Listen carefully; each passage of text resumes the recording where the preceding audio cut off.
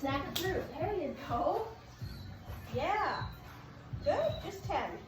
By the way, I'm 80 years old, and guess what?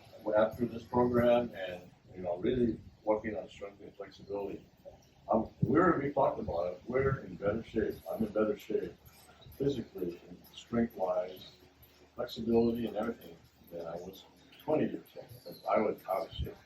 20 years old. Feels at 80 years old, guys. And Yeah. 77. I mean, okay, don't. Are you crying? No? Okay. Here we go. Hips. Good. Strong. Nice. Push through the toes. Push through the I toes. changed it to be with Dorene because it included my father in my life at his old age, sunset.